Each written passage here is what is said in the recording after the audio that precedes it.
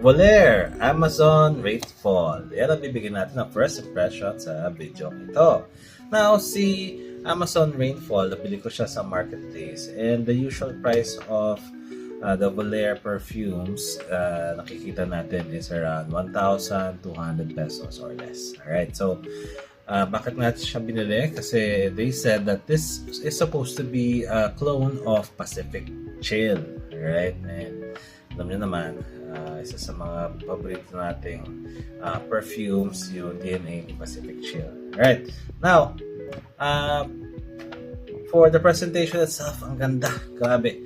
I think this is one of those boxes na pinag-effortan talaga yung kanyang presentation. Kita nyo naman. Ang laki ng box actually for 100 ml bottle. Alright, kita nyo. Okay. Para siyang nasa dagat, tapos may mga coconut leaves. Alright, and then sa ibabaw meron siyang branding ni Volair or Volare. Ang sabi nila, Volair is a sub-brand of Lattafa. Okay, so alam niyo naman si Lattafa is a very good brand from the Middle East. So I'm expecting sana ganun din yung performance ng perfume na to. I mean, from what I have experienced from the Lattafa perfumes that I have. Okay, so buksan natin. Sabi sa Fragrantica, ang kanyang main accords is white floral, fresh, woody, warm spicy, aromatic, green, conifer, floral.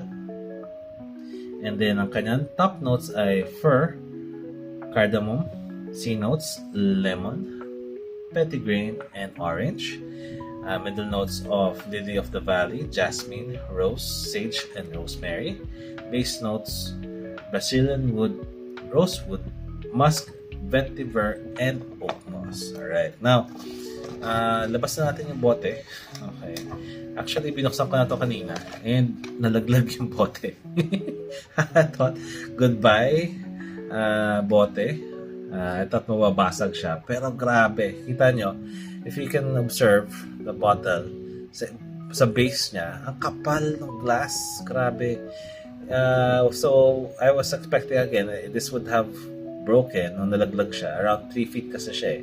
Nasa dibdib ko. Tapos nalaglag siya kasi nakabaliktad yung box nung kinuha ko siya sa sasakyan. So, yun.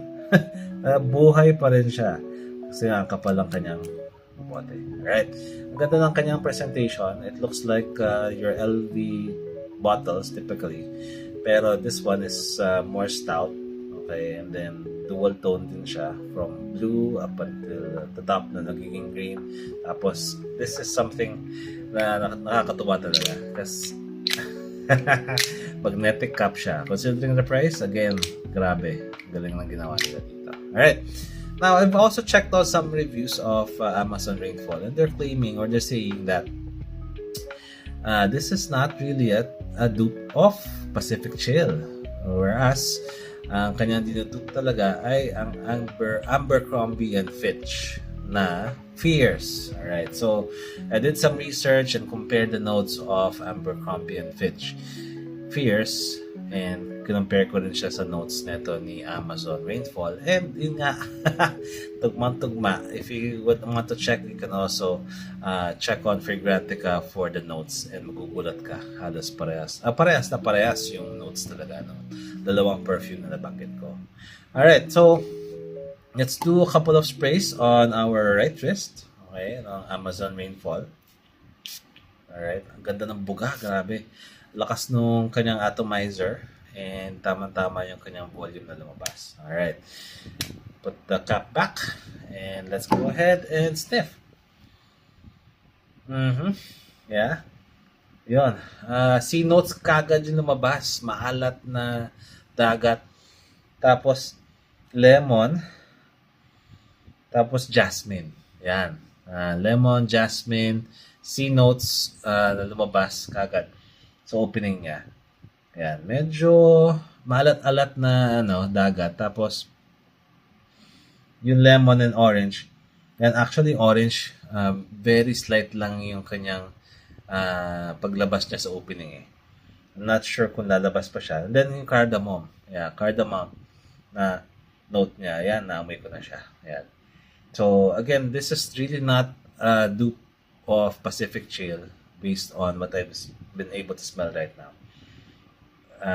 Yun nga, siguro nga talaga, it's really a dupe of Abercrombie and Fitch Fears. Okay, kasi nga, parehas yung notes. So I'm just wondering why, they put this perfume in this kind of bottle. Now, this would be perfect for, your day out, if you're gonna go for